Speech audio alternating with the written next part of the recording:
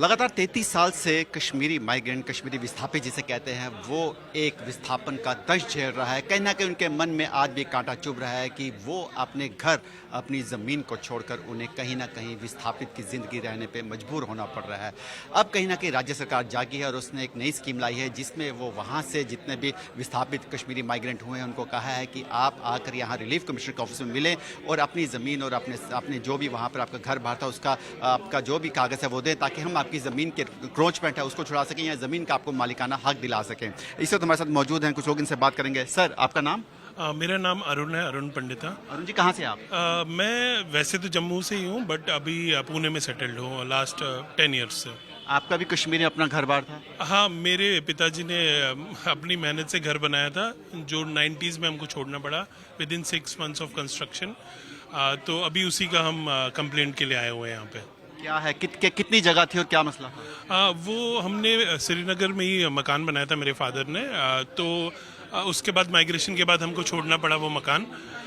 तो अभी वो एनक्रोचमेंट के अंडर आया है हमारे पास। 2 साल पहले हमने ऑनलाइन कंप्लेंट भी करी थी, जिसका लीगल नोटिस भी सर्व किया है उनको, जिन्होंने भी ऑक्यूपाई किया, बट उसके बाद कुछ हुआ नहीं। अब ये स्टेट गवर्नमेंट ने ये इनिशिएटिव लिया है, कमिश्नर साहब ने इनिशिएटिव लिया है, तो उनका वीडियो बहुत वायरल हुआ था जिसमें उन्होंने मेंशन किया था कि ऐसा प्रोसेस सेटअप होने वाला है। तो उसी के लिए हम आज अपना कंप्लेंट के लिए आए हैं। कितनी जगह थी सर आपकी वहाँ पर? अब मैं ऐसे बोलूं तो वो 1 कनाल का लैंड होगा और उसमें हमने घर बनाया था एंड गार्डन। अब तो मैं तो कभी गया नहीं हूँ because of the unfortunate situation over there, but हाँ, जो मैंने अपने फादर से सुना है, he is now senior citizen, वो अब नहीं जा सकते, अब उनकी लड़ाई हमको लड़नी पड़ रही है। तो वो पूरी की पूरी जगह जो है इनक्रोच कर ली गई है? हाँ, पूरी लैंड और हाउस दोनों इनक्रोच किया है। तो उसका अभी तो वही लीगल केस चल रहा है। बहुत बहुत शुक्रिया। Thank you. आपका नाम? मेरा नाम मनोज कुमार ऋषि है। मनोज जी, आपकी भी जगह है कश्मीर में? हाँ जी, हमारा श्रीनगर हवा कदल में हमारा घर है, उसमें थोड़ी सी लैंड भी है उसके साथ। कितनी अप्रोक्सीमेट जगह है? सर, हमारा टोटल लैंड जो था करीब 5 पॉइंट कुछ था, तो जिसमें घर भी बना था, 4 मंजिला घर भी बना था उसमें। कब आप वहाँ से आए थे कश्मीर से, कब वापस वहाँ से विस्थापित होकर निकले थे? सर, हम 1990 में उधर से घर छोड़कर आए थे, तो उस टाइम बिल्कुल कोई सामान लेकर नहीं आए थे बिल्कुल। तो 90 के बाद 95 में हमारे घर को कोई लोग ने ऑक्यूपाई किया था, फिर हमने वो, मेरे फादर साहब ने उनको वैकेट करवाया था। उसके बाद 2016 में किसी और ने फिर से ऑक्यूपाई किया, तो वो भी हमने उनको उधर से वैकेट करवाया। तो लेटेस्ट ये हो गया कि 2021-2022 जब कोरोना काल था, उस टाइम किसी प्रॉपर्टी डीलर ने उसको इनकरेज किया है, फिर उसको बेचा है किसी को। तो मतलब आप कहने का मतलब फर्जी कागज़ बनाकर? फर्जी कागज़ बना के, तो हमने उनको नॉलेज में लाया ये, तो उन्होंने उधर से हमको समन भेज दी है। तो बहुत हमारे साथ बहुत ट्रॉमा हो गया है। हमारा केस हमने वकील भी किया था, बट वकील का भी कोई स्टेटस कुछ पॉजिटिव नहीं आया हमारे को। अब प्रशासन की तरफ से ये जो ड्राइव शुरू हो गई है, तो हमारे को एक होप बन गई है। तो मैं जलंधर से आया हूँ आज इस केस में, मैंने कल फॉर्म वगैरह सारे भर लिए हैं। अब देखिए अगर ये प्रशासन कुछ करती है इसके रिगार्डिंग, हमने सारे पेपर्स 22 से हमने गवर्नर ऑफिस, डीसी जो कश्मीर के हैं उनको, जो उधर पास में एडजॉइनिंग पुलिस स्टेशन है उधर में हमने लेटर दिया था उस टाइम, उसकी रिसीविंग भी हमारे पास है। हमने गवर्नर ऑफिस, हमने prime minister's office, home minister, सबको उस टाइम मेल डाल दी और लेटर डाल दिया फिजिकली कि हमारे इस चीज़ का कोई एड्रेस करो। तो अब देख लीजिए, अगर ये यहाँ कुछ जो इन्होंने ये कैंप लगाया है, अगर इसका सोल्यूशन निकलता है तो हम, लग रहा है आपको कुछ उम्मीद है कि अब आपकी जो ज़मीन आपको वापस मिल जाएगी? ज़रूर, अगर सरकार ने ये ड्राइव उठाया है तो कुछ ना कुछ तो होगा। ये तो उसी होप से तो हम इधर आए हैं। जी, बहुत बहुत शुक्रिया। थैंक यू जी। आपका नाम सर? मेरा नाम प्रद्युम्न किशन है। आप कब कश्मीर से विस्थापित हुए थे? विस्थापित तो मेरी तो पोस्टिंग वैसे ऑलरेडी पहले ही से ही थी यहाँ, पोस्टिंग मेरी इंडिविजुअल पोस्टिंग। तो बाकी फैमिली सारे मदर वगैरह पेरेंट्स जो थे, भाई बहन जितने भी फैमिली वो सारी वहीं पर थी। मैं ही अकेला था यहाँ। मैंने 1 रूम सेट लिया था किराए पे।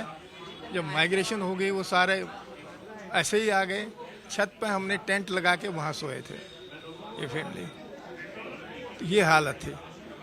कुर्ता पजामा, नायलॉन चप्पल पहन के सारा सामान वहीं पर था।